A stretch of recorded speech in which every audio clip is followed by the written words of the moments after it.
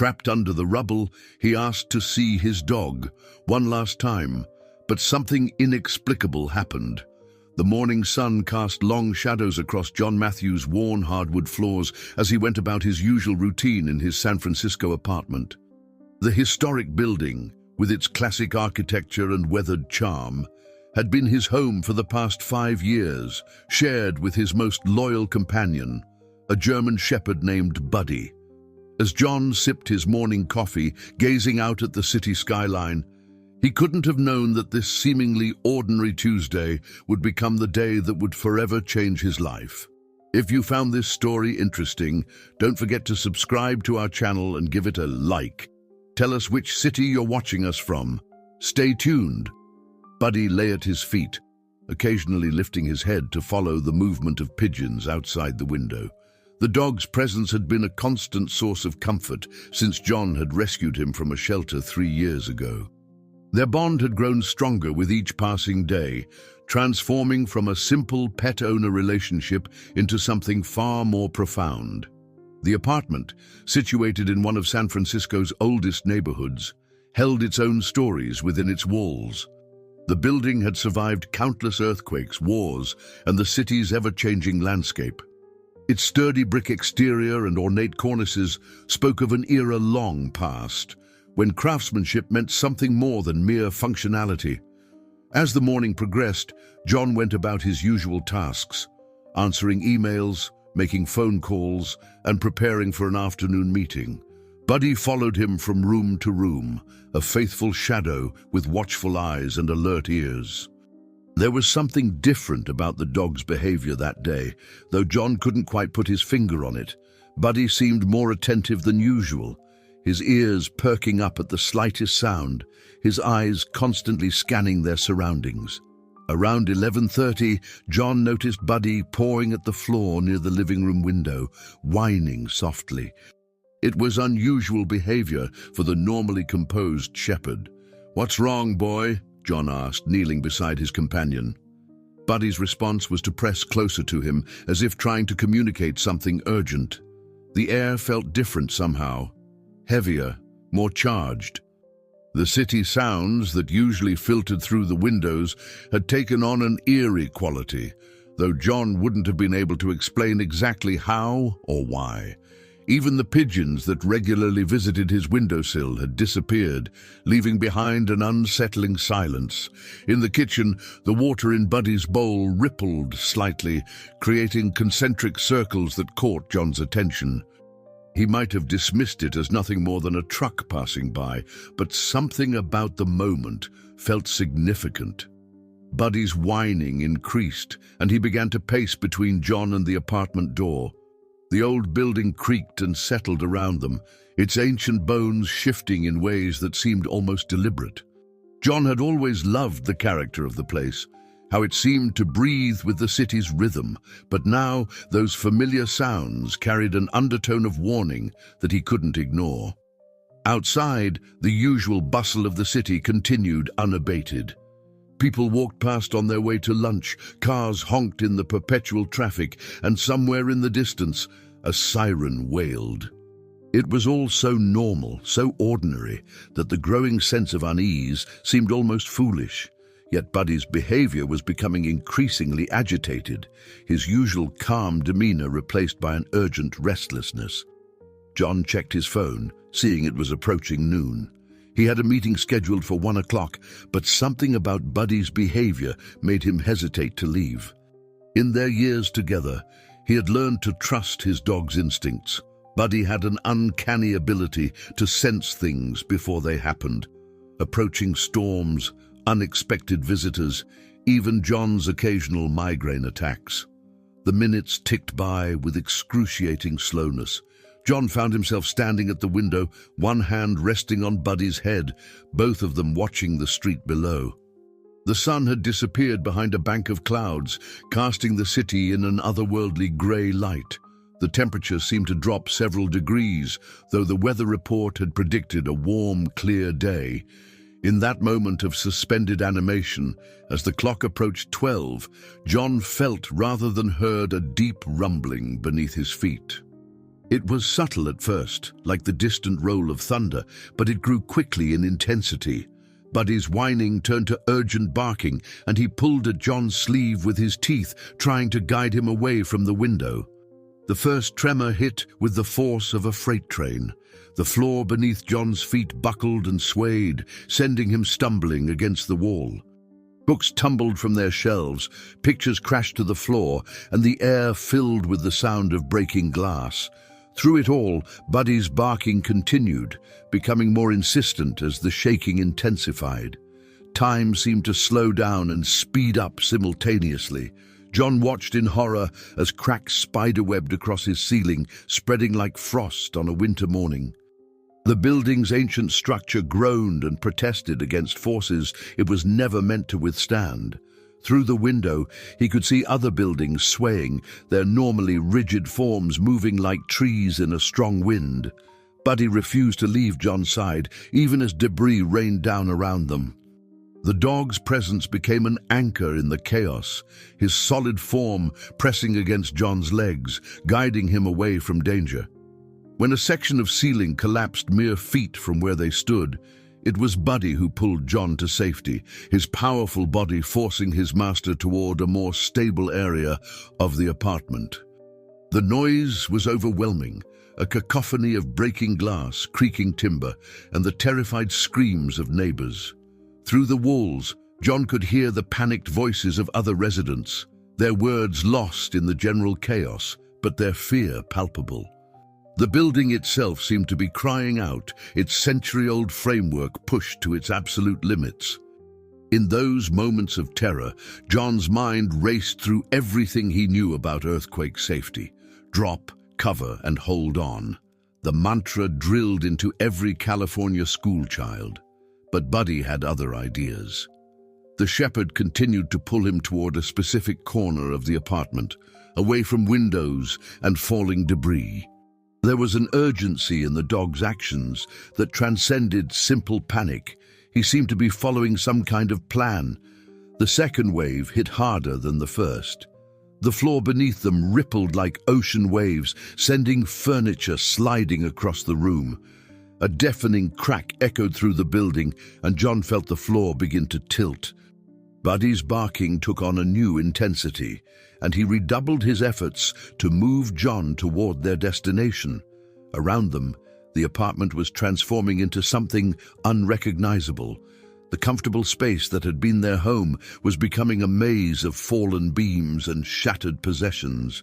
The air filled with dust, making it difficult to see and breathe.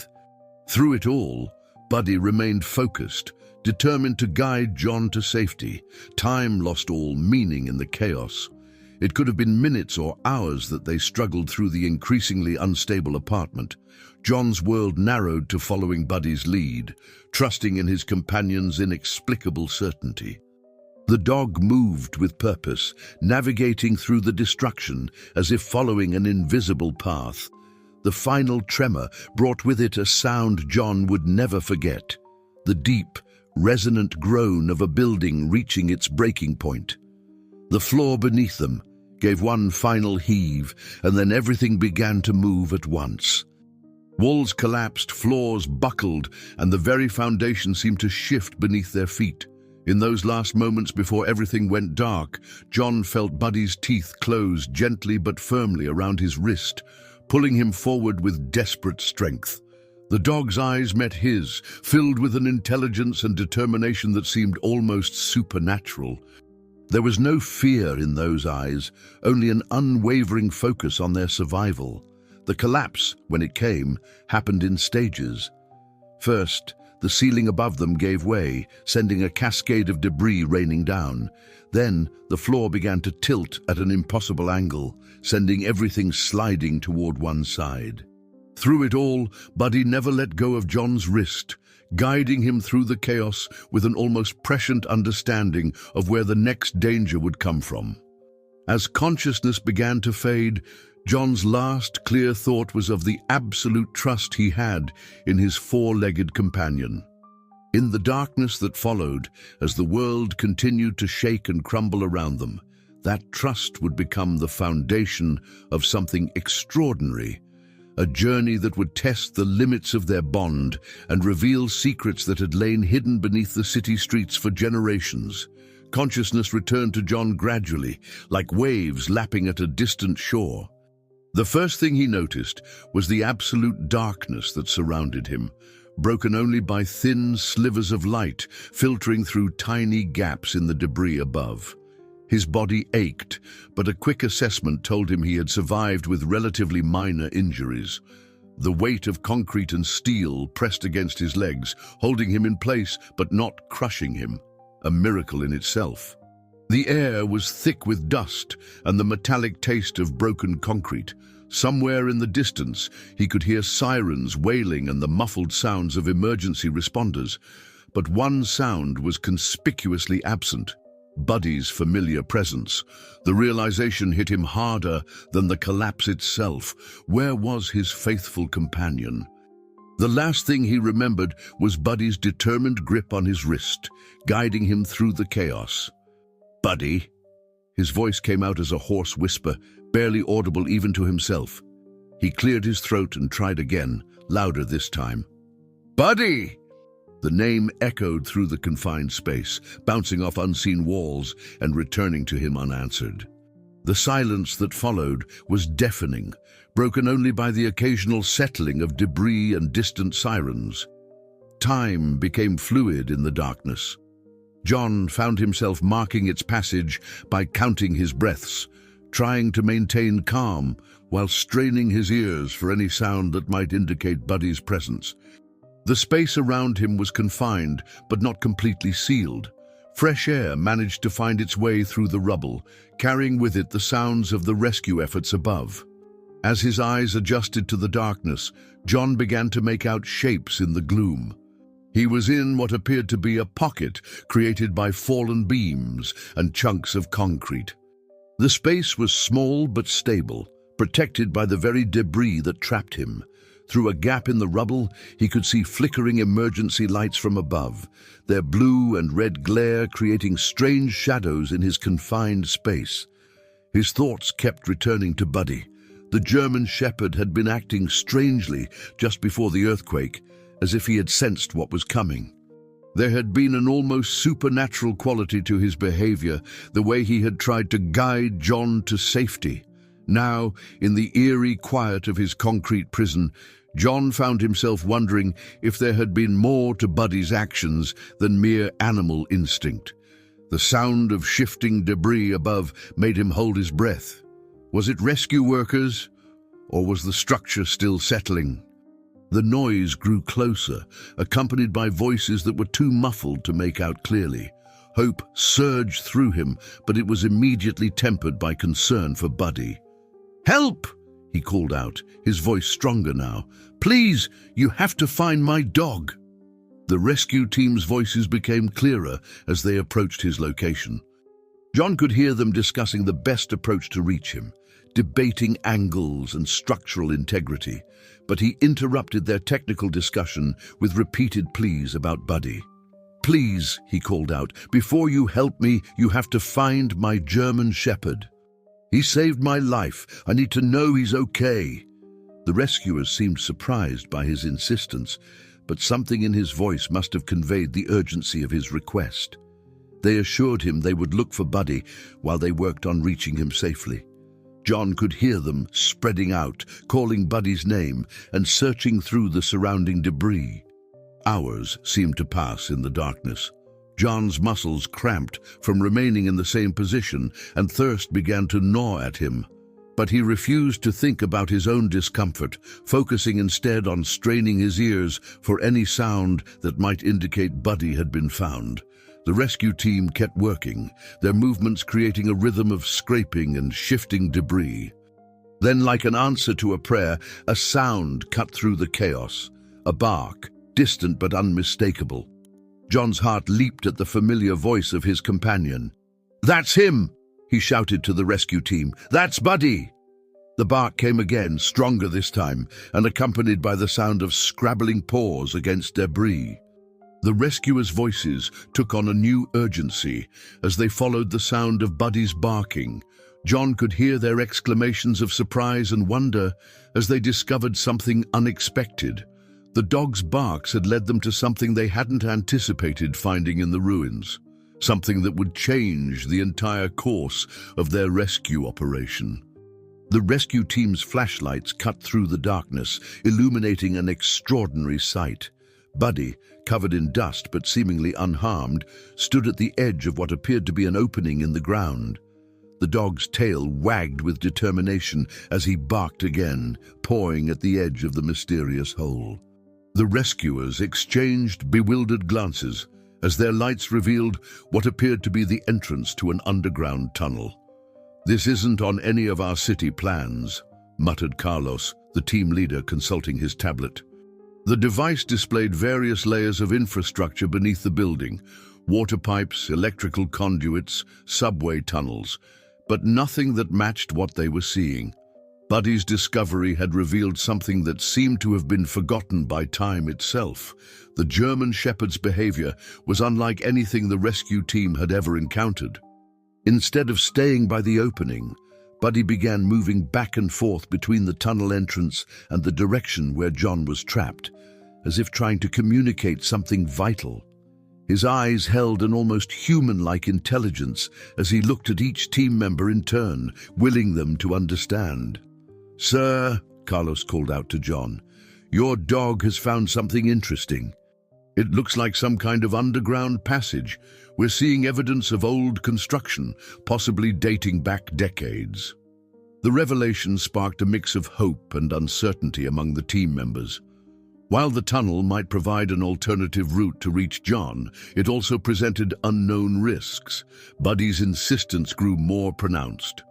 He began barking in a distinctive pattern, 3 sharp barks followed by a pause, then repeated. It wasn't the frantic barking of a distressed animal, but rather the deliberate communication of a being with purpose. The rescue team's skepticism began to give way to a grudging respect for the dog's apparent understanding of the situation. The decision to explore the tunnel wasn't made lightly. Protocol dictated caution, especially in the aftermath of a major earthquake. But Buddy's unwavering certainty, combined with the increasingly unstable conditions above ground, pushed the team toward action. They split into 2 groups, one to continue working from above and another to explore the mysterious passage with Buddy as their guide. As the exploration team prepared to enter the tunnel, they were struck by its construction. The walls were reinforced with old but solid metal plates, and the ceiling showed signs of professional engineering. This was no natural formation or haphazard excavation. It had been built with purpose and skill, though its existence had somehow been erased from official records. Buddy led the way with confidence, his nails clicking against the metal floor. The sound echoed through the passage, creating an eerie symphony with the creaking of the damaged building above. The dog moved with purpose, stopping occasionally to ensure the team was following, his eyes reflecting the beam of their flashlights like twin stars in the darkness. The passage twisted and turned, revealing side corridors and sealed doors. Each step took them deeper into what was becoming clear was an extensive underground complex. The air grew cooler, and the sounds of the chaos above became more muffled. The team's radios crackled with interference, adding to the sense that they were entering a place that time had forgotten. Throughout their descent, Buddy remained focused. When they reached a junction of 3 different tunnels, the dog didn't hesitate. He chose the rightmost passage, looking back at the team with what could only be described as impatience when they paused to mark their route. His certainty was infectious, gradually eroding the team's professional skepticism. The tunnel's architecture began to change as they proceeded. The walls showed signs of different construction periods. Some sections appeared quite old, while others showed evidence of more recent modifications. Questions multiplied with each step. Who had built this? Why had it been abandoned? And most importantly, how did Buddy seem to know exactly where he was going? As they ventured deeper, the team's radios picked up a faint signal from John. His voice, though distorted, carried clear relief at hearing that Buddy was safe. But when they explained where they were and what they had found, his response was puzzling. "The building," he said through the static, "I always felt there was something different about it." Buddy would sometimes sit and stare at the floor in certain spots, like he knew something was there. The revelation added another layer of mystery to their underground journey. The rescue team's progress through the underground tunnel was steady but cautious. Their helmet-mounted lights cast dancing shadows on the walls, revealing decades of history written in rust and concrete. Buddy maintained his position at the front, his confident steps a stark contrast to the team's measured pace. The air grew thicker with each passing minute, heavy with the weight of untold secrets. Carlos kept in constant communication with the surface team, marking their route on a digital tablet that struggled to maintain its signal in the depths. "We're about 30 meters below street level," he reported, though his words were partially swallowed by static. "The structure appears to be part of a larger complex. Engineering is unlike anything in our modern records."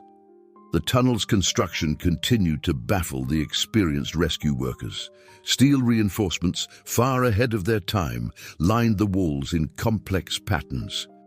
Ancient electrical conduits, their copper cores long since oxidized, ran alongside what appeared to be pneumatic tubes. This was no simple basement or utility tunnel. It was something far more sophisticated. Buddy's behavior shifted subtly as they progressed.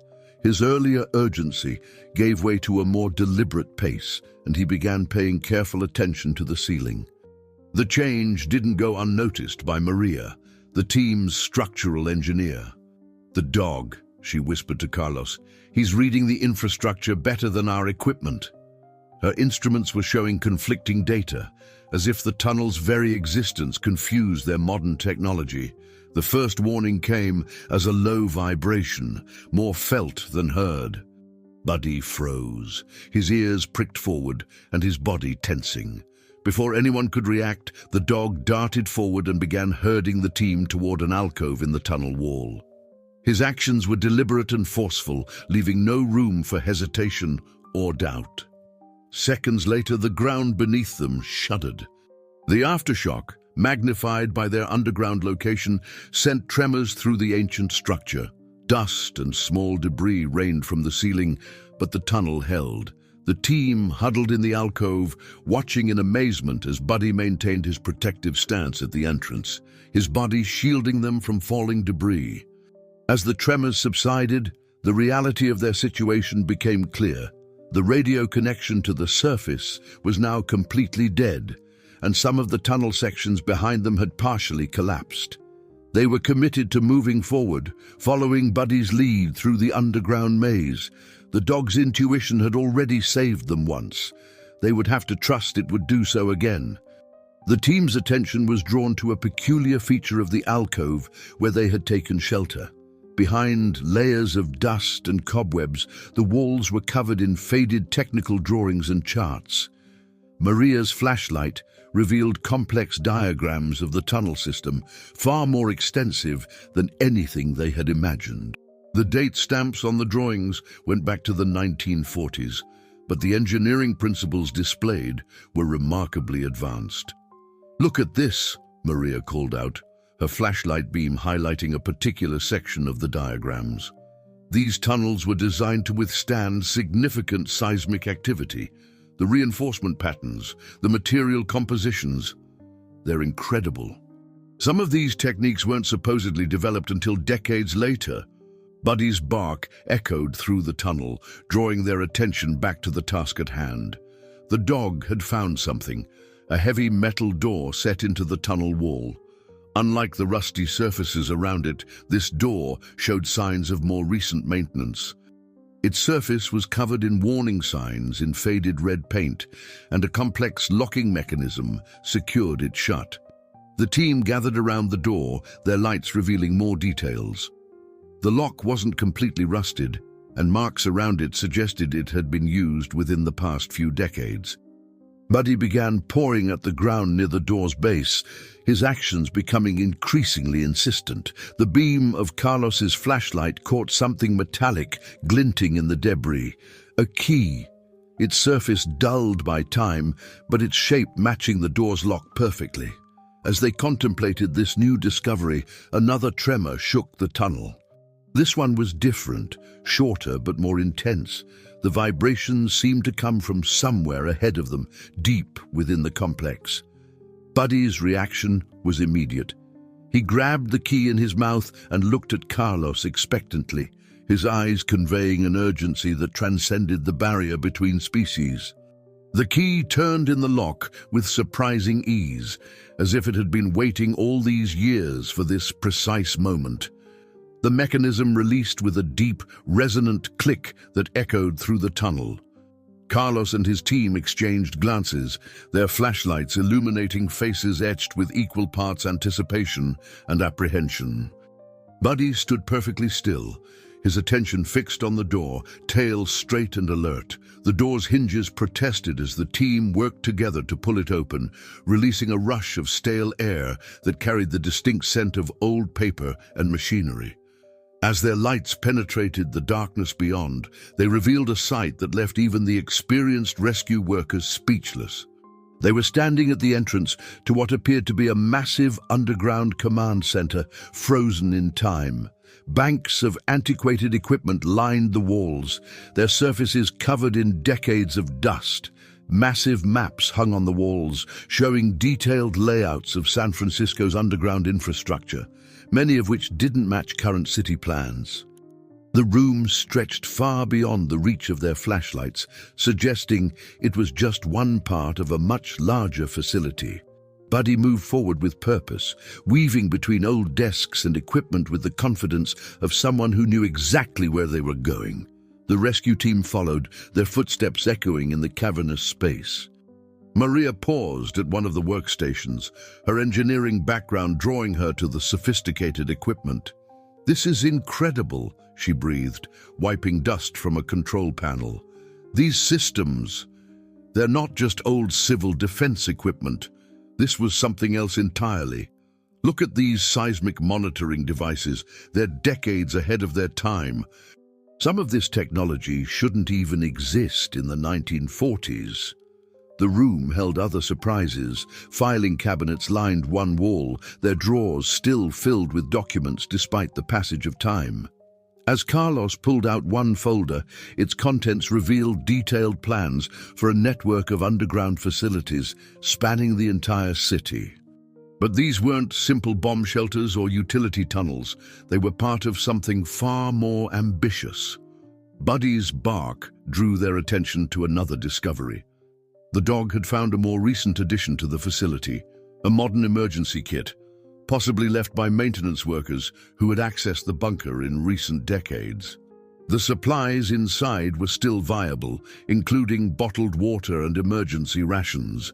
This confirmed their suspicion that the facility hadn't been completely abandoned, even if its original purpose remained a mystery. As the team explored further, they found evidence that the complex had been regularly maintained in secret, though the intervals between visits had grown longer over time. Recent logbooks, hidden among the older documents, contained entries dating up to just a few years ago. The latest entry was particularly intriguing. Seismic activity increasing. Original predictions proving accurate. Need to. The mystery deepened when they discovered a sealed room containing what appeared to be research equipment. Unlike the dusty main chamber, this room showed signs of more recent use. Modern computers sat alongside the vintage equipment, their screens dark, but their presence suggesting that someone had been monitoring something from this underground facility. Buddy's behavior became more urgent as they explored this section. He pawed at a specific filing cabinet, whining softly. When Maria opened it, they found documents detailing a long-term scientific study of San Francisco's seismic patterns. The predictions and data within seemed to suggest something that defied conventional geological understanding. As if someone had known about today's earthquake long before it happened, another tremor, stronger than the last, interrupted their investigation. The vintage equipment suddenly hummed to life, powered by some unknown backup system. Screens flickered with data, and a low-frequency sound filled the air. Buddy's reaction was immediate and decisive. He began herding the team toward a reinforced doorway at the far end of the room. The timing proved crucial. As they reached the doorway, the ceiling of the main chamber they'd just left began to crack. The team watched in astonishment as their dog's intuition once again proved life-saving. But even as they processed their narrow escape, new questions arose. The doorway led to a corridor that hummed with active power, a section of the facility that was clearly still functioning after all these years. Chapter 7. Echoes from the Past. The powered corridor hummed with an energy that seemed out of place in the decades-old facility. LED emergency lights cast a soft blue glow along the walls, creating an almost supernatural atmosphere. The team moved forward cautiously, their own flashlights barely necessary in this section. Buddy maintained his position at the front, his movements deliberate and focused. A sound stopped them in their tracks, the distinct shuffle of movement coming from somewhere ahead. It wasn't the ominous rumble of another aftershock or the settling of debris. This was different, human. Buddy's ears perked up, but he showed no signs of alarm. Instead, his tail wagged slightly, as if he sensed something the others couldn't yet perceive. "Hello?" Carlos called out, his voice echoing down the corridor. "This is the rescue team. Is someone there?" The response came in the form of a cough, followed by a weathered voice. "About time someone found this place." The words carried a mix of relief and resignation. From around a corner emerged an elderly man, his clothes dusty but intact. He leaned against the wall for support, his other hand clutching what appeared to be an old maintenance clipboard. "Name's Frank Morrison," he said, nodding to the team. "Former building supervisor. Been trying to maintain this facility in secret for the past 20 years. He paused, looking at Buddy with a knowing expression. "I see the shepherd found you. Good boy. They always know, don't they?" The revelation stunned the rescue team. Frank explained that he'd been checking the underground monitoring equipment when the earthquake hit. "This whole complex," he gestured around them, "it's part of something bigger than any of us realized. Been keeping an eye on it since I discovered it by accident back in '89. As they helped Frank to a more stable area, he began sharing what he knew. The facility had been built in the 1940s, but not by any government agency on record. It was the work of a group of scientists who had developed theories about predicting seismic activity that were decades ahead of their time. They had constructed this network of tunnels and bunkers throughout San Francisco, creating what amounted to an early warning system for earthquakes. "But it's more than just a warning system," Frank continued, his voice dropping to almost a whisper. "They found something down here, patterns in the Earth's movement that nobody else had noticed, started keeping dogs in the building above. Said they could sense things our instruments couldn't quite catch." Buddy sat attentively as Frank spoke, his intelligent eyes moving between the old man and the rescue team. The dog's behavior suddenly made more sense. He was part of a legacy that stretched back decades, one of many canine sentinels who had guarded this secret over the years. Another tremor shook the facility, but it felt different in this section. The reinforced walls barely vibrated, and the emergency lighting remained stable. Frank nodded knowingly. This part was built to last. They knew what was coming. Not just today's quake, but all of them. The records show predictions stretching decades into the future. Maria examined the modern equipment Frank had installed alongside the original systems. The data streams showed complex seismic patterns overlaid with what appeared to be biological readings. "The dogs," Frank explained, noting her interest. "They found a way to measure how the animals sensed upcoming seismic events. Been collecting that data for years. The implications were staggering. Not only had the original scientists discovered a way to predict earthquakes with unprecedented accuracy, but they had also understood something fundamental about animals' natural abilities to sense these events. Buddy was more than just a lucky guide. He was carrying on a scientific legacy that had been hidden beneath the streets of San Francisco for generations. Frank revealed that there was another exit from the facility, one that led to a different part of the city entirely. "But it's tricky," he warned. "Parts of the tunnel system are unstable, and the latest quake probably didn't help. We'd need to be careful, and time isn't on our side." He glanced at his instruments, concern creasing his weathered face. The decision to seek the alternative exit was made more urgent by the increasing frequency of aftershocks. Frank led them through a series of interconnected chambers, each revealing new aspects of the facility's sophisticated design. Buddy moved with renewed purpose, as if the presence of the former building supervisor had confirmed something he had known all along. "The original scientists," Frank explained as they walked, "they chose this location for a reason. The building above isn't just any old structure. It's situated at a crucial junction of geological fault lines. They built their monitoring station here because it gave them access to data from multiple seismic zones." The group passed through what appeared to be a research laboratory, its antiquated equipment still maintaining a silent vigil over the Earth's movements. Modern sensors had been carefully integrated with the vintage machinery, creating a bridge between past and present technology. The walls were lined with charts showing decades of seismic data, each sheet filled with meticulous notations. "Look at these readings," Maria said, examining one of the modern displays. "The patterns, they're unlike anything in our current models. It's as if they found a way to detect seismic activity at a much deeper level than we thought possible." Her professional skepticism was giving way to amazement as she began to understand the scope of what they had discovered.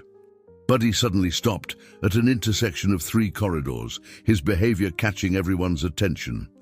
The dog's ears were forward, his body tense but not alarmed. Frank nodded in recognition. "He's sensing something we can't. These tunnels, they're designed to channel seismic waves in specific ways. The dogs can feel it. That's why they've always been such an important part of the research here." The team watched as Buddy deliberately chose the rightmost passage, looking back at them expectantly. Frank consulted a tablet he had retrieved from one of the monitoring stations. "The dog's right," he confirmed. "This path leads to the most stable section of the tunnel system. The original engineers designed it specifically as an evacuation route." As they proceeded, the tunnel's construction began to change. The walls were lined with a material none of them had seen before, a combination of metals and composites that seemed to absorb vibrations. Frank explained that it was an experimental material developed by the original scientists, designed to stabilize the tunnels during seismic events. Their progress was interrupted by the discovery of a partially collapsed section. The damage wasn't recent. Frank explained that it had occurred during a previous earthquake and had never been fully repaired. The passage was still navigable, but it would require careful maneuvering. Buddy, however, seemed unconcerned by the obstacle. The German Shepherd led them to what appeared to be a maintenance shaft, barely visible behind years of accumulated debris. His paws worked quickly, clearing away loose material to reveal an access panel. Frank's eyes lit up with recognition. "This is it, one of the emergency bypasses. They built these throughout the system as backup escape routes. Haven't had to use this one before." The panel, when cleared, revealed a narrow but well-constructed passage. Unlike the main tunnels, this one showed signs of different engineering, more recent but equally sophisticated. "The original team," Frank explained, "they kept improving the system over the years. Each generation added their own innovations, always in secret, always working to perfect their understanding of the Earth's movements." As they prepared to enter the bypass tunnel, Buddy's demeanor changed subtly. He became more alert, moving with increased urgency. The team had learned to trust these changes in the dog's behavior. They usually preceded seismic activity that their instruments wouldn't detect for several more minutes. The bypass tunnel led them through a series of carefully engineered curves and angles. Frank explained that the design wasn't random. Each turn and intersection was calculated to diffuse seismic energy, protecting those within from the worst effects of an earthquake. It was yet another example of how far ahead of their time the original scientists had been. The sound reached them before anything else, a gentle trickling that echoed through the bypass tunnel. Buddy's ears perked up at the noise, and his pace quickened noticeably. The dog led them around another carefully engineered curve, and suddenly the source of the sound became clear. An underground spring, its clear water emerging from a crack in the tunnel wall. Frank's face broke into a relieved smile. "The aquifer," he said, moving closer to examine the flow. The original team discovered it when they were building these tunnels. It's one of the reasons they chose this location. Natural filtration through the rock layers makes it completely pure. The water collected in a small basin built into the tunnel floor, the engineering showing the same careful attention to detail as everything else in the facility. The discovery couldn't have come at a better time. The team's water supplies had been running low, and the physical exertion of navigating the tunnel system had left everyone dehydrated. But it was more than just a source of water. It was a sign that the original scientists had thought of everything, planning for long-term survival in these underground spaces. Maria examined the spring's emergence point with professional interest. "Look at how they've reinforced this section," she noted, pointing to subtle architectural features around the water source. They didn't just find this spring. They designed the entire tunnel to protect and preserve it. The angle of the floor, the drainage systems. It's all purposeful. Buddy approached the water basin, but instead of drinking, he began to pace around it in a specific pattern.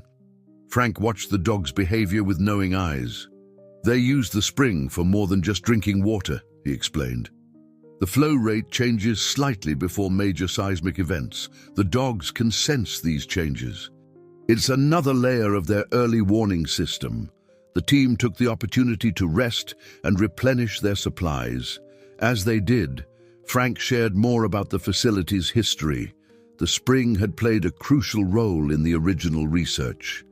The scientists had discovered that the mineral content of the water changed subtly before earthquakes, providing yet another data point for their predictions. But it was the dogs who really understood it first, Frank continued, watching as Buddy continued his methodical inspection of the area. They could sense changes in the water that even our most sophisticated instruments couldn't detect. That's when the research team started breeding and training specific bloodlines of German shepherds to work with them. Carlos, who had been monitoring their communication equipment, suddenly looked up with renewed hope. "The water's affecting our signal," he said, adjusting some settings on his radio. "Something about the mineral content. It's actually helping to boost our transmission range." For the first time since entering the deeper sections of the tunnel system, they were able to establish a weak but stable connection with the surface team. The news from above was both encouraging and concerning. The surface team had made progress in reaching John, but the building's condition was deteriorating faster than expected. Time was becoming an increasingly critical factor in their rescue mission. The spring's discovery had provided them with needed sustenance, but it also reminded them of the urgency of their task. Buddy's behavior shifted again, his attention moving from the spring to a section of wall nearby. His paws worked at the ground, revealing another hidden panel similar to the one that had led them to the bypass tunnel. Frank hurried to help clear the debris, his expression a mix of surprise and recognition. "This wasn't in any of my records," he said, examining the newly discovered panel, "but look at the design. It's the same as the others. The original team must have created multiple escape routes, some so secret they weren't even documented in their own files. The discovery suggested that the facility held even more secrets than Frank had uncovered in his years of maintenance. The panel, when fully revealed, showed signs of advanced engineering despite its age. The metal had barely corroded, protected by the same mysterious alloys used throughout the facility. But what caught everyone's attention was the symbol etched into its surface, a stylized image of a dog, remarkably similar to a German shepherd, surrounded by concentric circles that seemed to represent seismic waves. The newly discovered panel had barely been opened when another tremor shook the tunnel system. This one was different from the previous aftershocks, more intense, more focused. The reinforced walls of the bypass tunnel groaned under the stress, and loose debris began raining down from above. Buddy's warning bark came just seconds before the main shock hit. "Everyone move!" Frank shouted, recognizing the urgency in the dog's behavior. The team scrambled toward the open panel, but the tremor's intensity increased before everyone could make it through. In a horrible moment of chaos, a section of the ceiling collapsed, splitting the group in two. Carlos, Maria, and Buddy found themselves on one side of the cave-in, while Frank and the other two rescue team members were trapped on the opposite side. "Is everyone all right?" Carlos called through the wall of debris. Relief washed over him as Frank's voice responded from the other side, confirming that his group was shaken but unharmed. The collapse had created a solid barrier between them, too dense to dig through without proper equipment, and too dangerous to attempt, given the tunnel's unstable condition. Buddy's reaction to the separation was remarkable. Instead of showing signs of panic, the German shepherd moved between the debris wall and the newly revealed passage, his behavior suggesting he understood the situation perfectly. His eyes met Carlos's with an intelligence that seemed to say, "There's still a way forward." Frank's voice came through the barrier again, slightly muffled but clear enough to understand. The original blueprints showed multiple routes converging at several points. "If we each keep moving forward through our respective passages, we should be able to reunite at one of the junction chambers." His years of studying the facility's layout were proving invaluable. Maria consulted the structural integrity readings on her tablet. These passages were designed to withstand exactly this kind of situation, she observed. The collapse was contained to this specific section. It's almost as if the tunnel system sacrificed one part to save the whole. The engineering implications were staggering, suggesting levels of architectural sophistication far beyond their time. The separated groups established a communication protocol using their radios, which still functioned thanks to the signal-boosting properties of the underground springs minerals. They would check in every 15 minutes using a coded system of taps when verbal communication proved difficult. In Carlos's group, Buddy took the lead with even greater determination than before. The dog moved through the newly revealed passage with purpose, occasionally stopping to ensure his human companions were keeping up. The tunnel they were in showed signs of being more than just an emergency route. Its walls were lined with what appeared to be monitoring equipment, some of it still functioning. "Look at these readings," Maria said, examining one of the active displays. "They're not just measuring seismic activity, they're measuring something else too, something about the Earth's magnetic field and its relationship to animal behavior." The discovery added another layer to the mystery of why German shepherds had been so integral to the facility's operations. The passage began to slope upward gradually, following what Frank described through the radio as a seismically stable path, a route designed to maintain structural integrity even during major earthquakes. The air quality was improving too, suggesting they were approaching one of the ventilation nodes that kept the facility supplied with fresh air.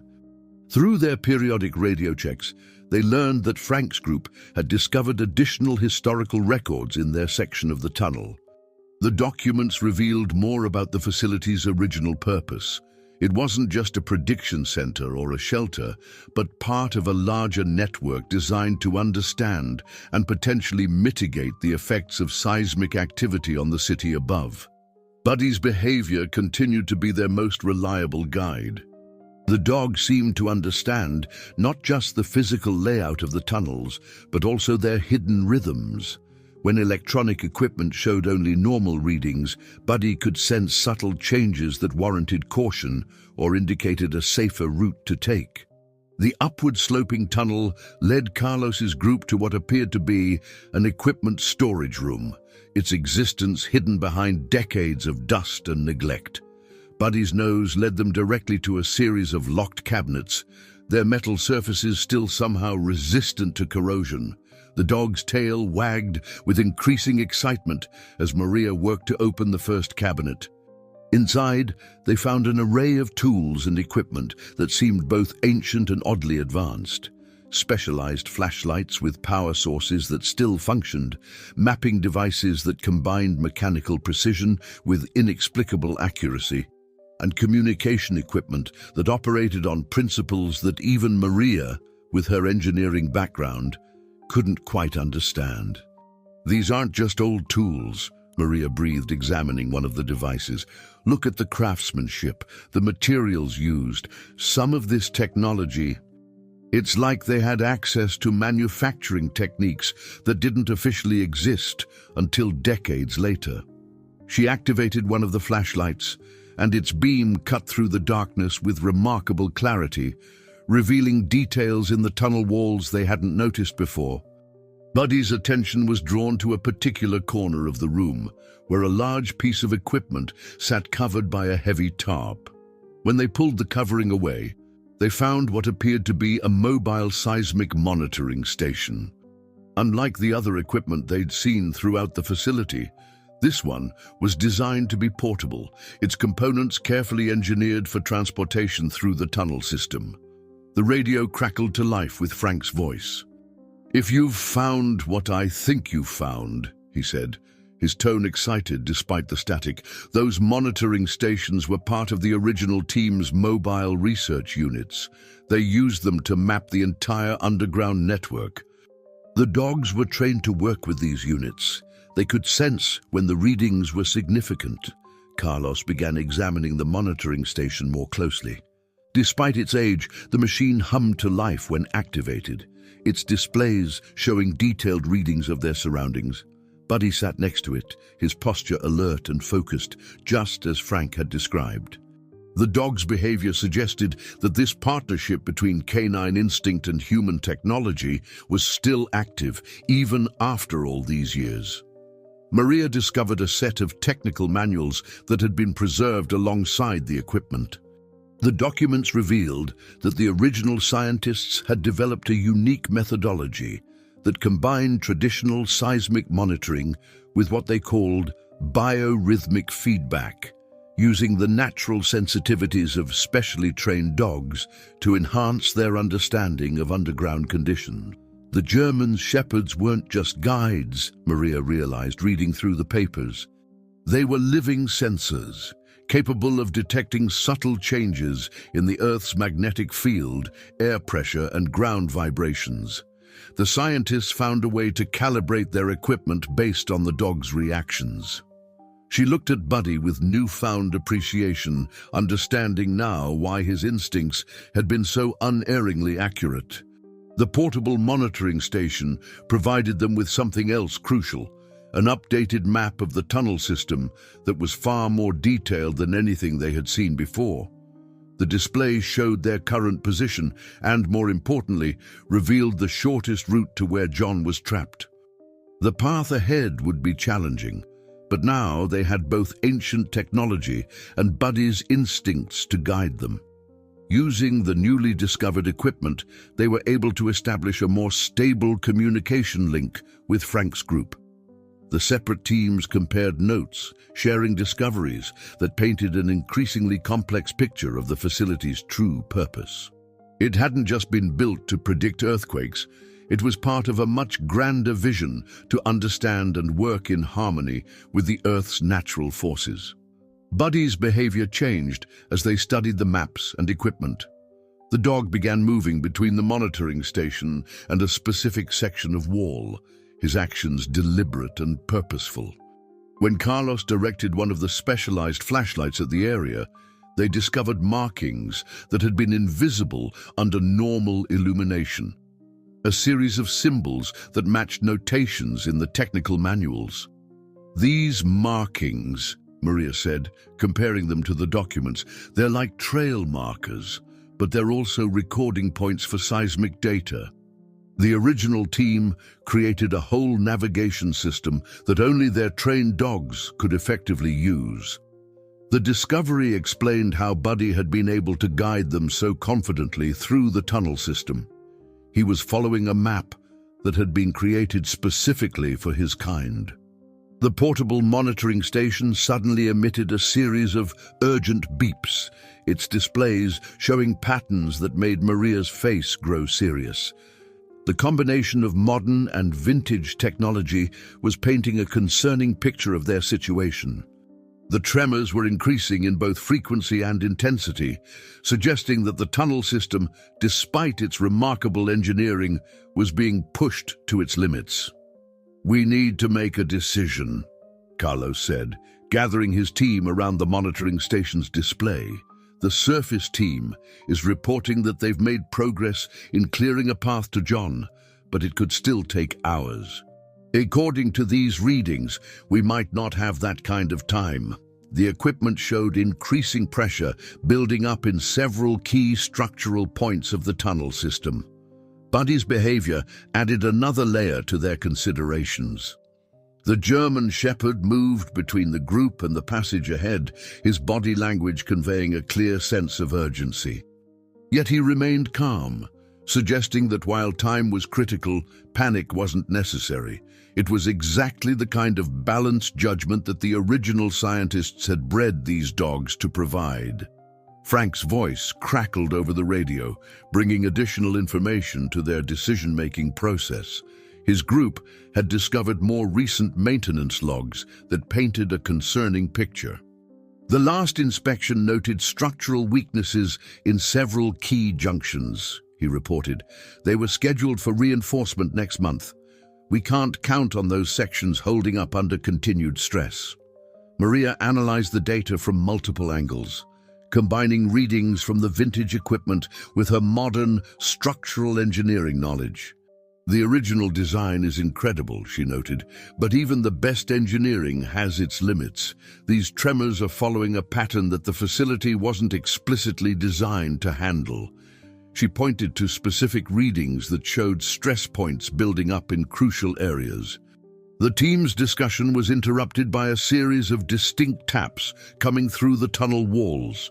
The separate groups had developed this communication system for when radio signals were weak. Frank's group was reporting that they had found something significant in their section of the tunnels. When radio contact was re-established, his excitement was clear despite the static. "We found another set of those markers," Frank explained, "but these ones are different. They seem to indicate some kind of emergency protocol that was built into the facility's design. The original team created backup routes, fail-safes within fail-safes."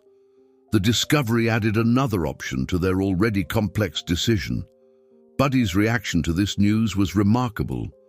The dog moved to the monitoring station's display, then to their newly discovered emergency tools, then back to the passage ahead. His behavior suggested a level of understanding that went beyond mere training. It was as if he was actively participating in their strategic planning. Carlos spread out the enhanced maps they had found, comparing them with the real-time data from both the vintage and modern equipment. "If we wait for the surface team, we're betting on the tunnel system's ability to withstand hours more of these tremors. If we push forward now, we're taking on different risks, but we might be able to reach John before the structural integrity becomes critical." The specialized flashlights they had discovered cast their unique beams across the maps, revealing additional layers of information that had been invisible under normal light. The original scientists had created a complex system of markers and annotations that, when properly illuminated, showed emergency routes and safety protocols that hadn't been visible before. Maria's analysis of the newly revealed information brought both hope and concern. These emergency routes were designed to be used in exactly this kind of situation, she explained, but they're also more technically challenging to navigate. The original team would have relied heavily on their dog's abilities to traverse them safely. She looked at Buddy, who sat alertly watching their discussion. The decision was made almost for them when another tremor shook the tunnel system, this one strong enough to make dust rain down from the ceiling. Buddy's reaction was immediate and decisive. He grabbed one of the specialized flashlights in his mouth and headed toward the emergency route they had discovered. The dog's certainty galvanized the team into action. "We're going forward," Carlos announced over the radio to Frank's group. "The dog's leading us through one of the emergency routes. Can you find a parallel path using your section's markers?" The response was affirmative. Frank's team had already identified a corresponding route that should lead them to the same destination. The path Buddy chose was narrower than the main tunnels, its design clearly focused on structural integrity rather than comfort. The specialized flashlights revealed more of the hidden markers along the walls, their luminescent properties activated by the unique wavelengths of light. These markers told a story of careful planning. The original scientists had created these routes as a last resort, understanding that someday they might be needed. Maria kept one eye on the portable monitoring station as they moved. The vintage equipment, combined with her modern sensors, provided a comprehensive picture of their surroundings. "The engineering here is different," she noted, running her hand along the wall. "They use some kind of flexible reinforcement system. The tunnel doesn't just resist the tremors, it moves with them." The radio connection with Frank's group became intermittent as they progressed, but their coded tapping system continued to work through the tunnel walls. The separate teams maintained contact through this ancient but effective method, their progress synchronized despite being physically apart.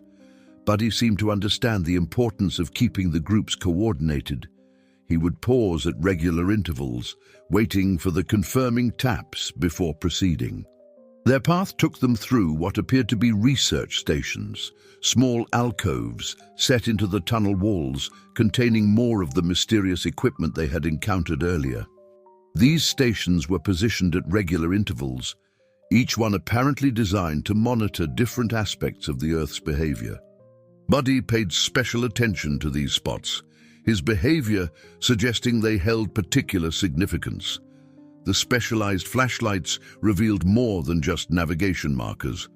The walls themselves contained embedded sensors, their surfaces treated with some kind of photoreactive material that responded to the unique light. "Look at this," Maria said, directing her beam at one section. They created an entire monitoring system that could function without power. The dogs could see these patterns naturally. That's why they were so essential to the operation. Their progress was steady but cautious. The tremors continued at regular intervals, but the emergency route's design proved remarkably effective at minimizing their impact. The tunnel's architecture seemed to adapt to each shock, the walls flexing slightly rather than resisting the force directly. It was engineering far ahead of its time, perhaps even ahead of current standards.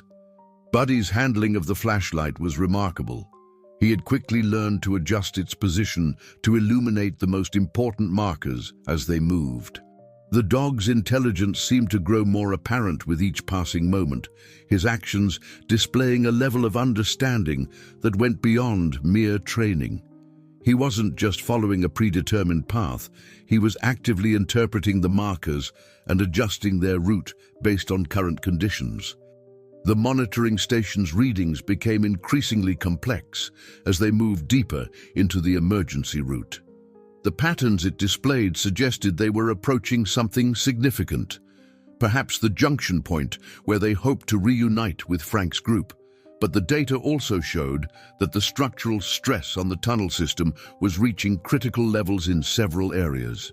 Through the tapping system, they learned that Frank's group had made similar discoveries in their section.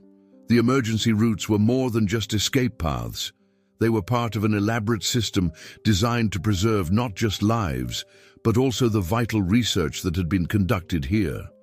Each step forward revealed new aspects of the facility's true purpose and the foresight of its creators. The monitoring station's readings suddenly shifted, its displays showing a pattern that made Maria pause. "We're getting closer to John," she announced, comparing the data with their enhanced maps. These signatures match the location where he was last detected. Buddy's behavior confirmed her analysis. The dog's pace quickened, though he maintained his careful attention to the path markers. The emergency route began to angle upward more steeply, following what appeared to be a natural fault line in the bedrock. The specialized flashlights revealed an increasingly complex network of markers along the walls, their patterns becoming more intricate and frequent. "They use these sections for their most detailed observations," Frank explained over the radio, his voice breaking through moments of static. The geological formations here were particularly important to their research. Buddy's management of the flashlight in his mouth had become almost artistic. The dog instinctively knew exactly how to angle the beam to reveal the most crucial information. As they progressed, the markers began to tell a more specific story. They weren't just navigation aids anymore. They were telling them something about the structural integrity of the building above. "Look at these readings," Maria said, her eyes fixed on the portable monitoring station. The original team wasn't just studying earthquakes. They were studying how buildings respond to them. This whole facility isn't just a bunker or research station. It's a giant seismic response experiment. The implications of her discovery were staggering. The building above them had been specially designed to channel and distribute seismic forces in specific ways. The tapping signals from Frank's group became clearer and more frequent, suggesting the separate teams were indeed converging on the same location. Buddy's ears perked up at each sequence of taps, his head tilting slightly as if calculating distances and directions. The dog's understanding of their coordination efforts seemed to go beyond simple training. He was actively participating in their navigation strategy. As they moved forward, they began to encounter sections of tunnel that showed signs of recent stress. The flexible reinforcement system was visibly at work, the walls subtly shifting to accommodate the ongoing tremors. Maria's modern equipment confirmed what the vintage monitoring station was showing. They were entering a crucial phase of their journey. The specialized flashlights revealed something new in this section, a series of markers that seemed to pulse with their own inner light once illuminated. "These are different," Maria observed, studying them closely. "They're not just reflective, they're actually storing and releasing energy from the Earth's magnetic field." It was another example of how far ahead of their time the original scientists had been. Buddy suddenly stopped, his body language becoming more alert, but not alarmed. He carefully placed the flashlight on the ground and moved to a specific spot on the tunnel wall, pouring gently at a section that looked no different from the rest. But when Carlos directed his flashlight at the area, they saw it, a hidden panel similar to the ones they had encountered before. The panel, when carefully opened, revealed a small chamber filled with more of the facility's unique equipment. Unlike the previous stations they had found, this one appeared to be actively functioning, its displays showing real-time data about the building above. "This is it," Maria breathed, studying the readings. "This station is monitoring the exact section where John is trapped." Through their radio connection, they learned that Frank's group had found a corresponding station in their section. The two rooms were clearly designed to work together, providing comprehensive data about the building's structural response to seismic activity. More importantly, they offered detailed information about the safest approach to reach John's location. Buddy's attention was divided between the monitoring station and a particular set of markers on the far wall. His behavior suggested there was something significant about this combination, something that the original scientists had encoded into their design. The dog's training, passed down through generations of his breed, was helping him interpret information that even their advanced technology couldn't fully decode. The monitoring station's displays suddenly erupted with new data as another tremor shook the tunnel system, but this time Buddy's reaction was different. Instead of showing concern, the dog's entire demeanor changed to one of excited recognition. He picked up the specialized flashlight again and began moving with renewed purpose, leading them toward what appeared to be a solid wall. When they directed their lights at the section Buddy indicated, the wall revealed itself to be anything but solid. The markers, when properly illuminated, showed a complex pattern that Maria quickly recognized from the technical manuals they had found. "It's another bypass," she explained, her fingers tracing the nearly invisible seams.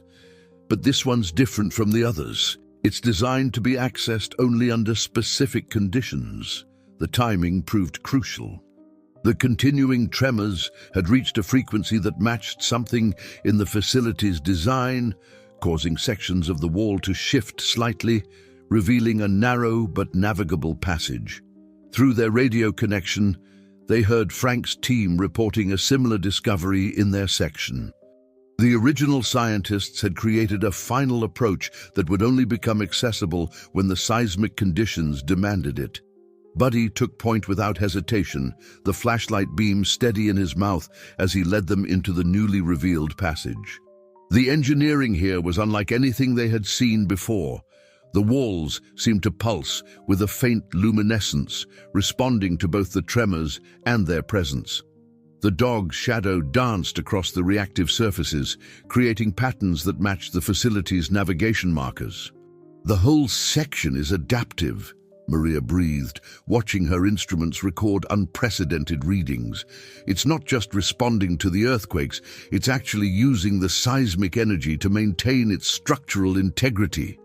The discovery explained how the facility had survived decades of earthquakes while remaining hidden from modern detection methods. The passage led them through a series of carefully engineered turns, each one bringing them closer to where their instruments showed John was trapped. Buddy's pace quickened, but his movements remained precise and deliberate. The dog was clearly picking up John's scent now, but his training kept him focused on navigating the safest path. Finally, they heard it, a faint voice calling out, recognizable as John's. Buddy's ears perked up, but impressively, he didn't rush forward. Instead, he continued to lead them carefully, understanding that in this environment, haste could be dangerous. The specialized flashlight in his mouth illuminated crucial markers that guided them through the final approach. The reunion, when it came, was both emotional and technically challenging. They found John in a pocket of space created by the building's collapsed structure, but protected by the same advanced engineering they had seen throughout the facility. He was alert and remarkably calm, having somehow known that Buddy would find a way to reach him. "I could hear him," John explained as they began preparing for his extraction. "Not just his barking, but his movement through the walls. It was like the whole structure was designed to carry sound in specific ways." His observation added another layer to their understanding of the facility's sophisticated design. Even the acoustics had been engineered with purpose. The portable monitoring station confirmed that their window for a safe extraction was limited but sufficient. The tremors had settled into a pattern that the facility's design could handle, creating stable pathways through the emergency routes. Frank's team, having followed their parallel route, arrived at the perfect moment to help coordinate the rescue effort. Buddy's role shifted seamlessly from guide to guardian as they worked to free John from his confined space. The dog positioned himself precisely where he could both monitor the surrounding structure and provide encouragement to his human companion. His behavior displayed an understanding of both the technical and emotional aspects of the rescue operation. Maria's analysis of the local structural data revealed something remarkable about their location. "This pocket," she explained, examining the readings, "it's not just random. The building was designed to create these safe spaces during a collapse. The original scientists didn't just build a research facility. They created a structure that could protect people even while gathering data about seismic events." The journey back through the emergency routes was markedly different from their earlier exploration. With John safely within their group, Buddy's demeanor had transformed from focused urgency to watchful protection. The German Shepherd maintained his role as guide, but now his attention encompassed the entire team, ensuring their unified progress towards safety. The specialized equipment they had discovered proved invaluable during their ascent. The portable monitoring station continued to provide crucial data about the tunnel system's stability, while the unique flashlights revealed the safest path through the network of emergency bypasses. But it was Buddy's innate understanding of the facility's design that truly guided them home. As they moved upward, Frank shared more about what they had learned from the documents discovered in different sections of the facility. "The original scientists," he explained, "they didn't just train the dogs to respond to earthquakes. They found a way to pass down knowledge through generations of German Shepherds. Each new dog somehow inherited the understanding of those that came before." Maria's analysis of the facility's design had revealed something equally remarkable. "The entire building," she said, "was engineered to work in partnership with the dog's natural abilities. The markers, the acoustic design, even the materials used, everything was chosen to amplify and support their instincts. The science behind it remained beyond current understanding, but the results were undeniable." The final stretch of their journey brought them to a section of the facility that opened directly into a safe area of the city. As they emerged into the daylight, they found emergency crews waiting, alerted by the surface team's communications. The sight of the rescue group emerging safely, led by a dust-covered but proud German Shepherd, created a moment of pure joy among the gathered responders. In the days that followed, the full significance of their discovery began to emerge. The facility's existence was revealed to a select group of scientists and engineers who were amazed by the advanced technology and foresight of their predecessors. The integration of animal instinct with scientific design opened new avenues of research in seismic prediction and safety. But perhaps the most profound impact was on the understanding of the bond between humans and their canine companions. Buddy had demonstrated something that went beyond training or instinct, a deep connection to both the Earth's natural rhythms and humanity's finest technological achievements. His performance during the rescue had shown that this connection could bridge the gap between natural warning systems and human engineering. John and Buddy's relationship deepened even further after their shared experience. The dog's unwavering loyalty and extraordinary capabilities had not only saved John's life, but had also unveiled a hidden chapter in the city's history. Their story became a testament to the incredible possibilities that arise when human innovation works in harmony with natural intelligence. The facility itself was carefully preserved and studied, its secrets gradually revealing new ways to predict and prepare for seismic events. The legacy of the original scientists lived on through their remarkable integration of technology and animal instinct, proving that some of the best solutions come from understanding and working with nature rather than trying to control it. For Buddy, life returned to its normal rhythm of daily walks and companionship with John, but something had changed. The dog carried himself with a quiet dignity, as if aware of his place in a long line of canine guardians who had watched over the city's underground secrets. His actions had not just saved lives, they had highlighted the extraordinary potential that exists in the partnership between humans and dogs. In the end, what had begun as a story of survival had become something more, a revelation of hidden knowledge, a testament to the power of trust between species, and a reminder that some of the most profound mysteries still lie within the bonds we share with our four-legged companions. Buddy wasn't just a pet or even a hero, he was a bridge between worlds, a guardian of ancient wisdom and a symbol of hope for future generations. Dear listeners, we hope that John and Buddy's extraordinary journey through San Francisco's hidden underground has touched your hearts and opened your minds to the incredible bonds between humans and their faithful companions. We've prepared a special playlist featuring more remarkable stories that explore the depths of loyalty, courage, and unexpected discoveries. You'll find it by clicking the link to your left. If this tale of friendship and hidden wonders moved you, don't forget to subscribe to our channel and give this video a thumbs up. Every day, we bring you unique stories that explore the amazing connections that shape our world. We look forward to reading your thoughts and experiences in the comments section below.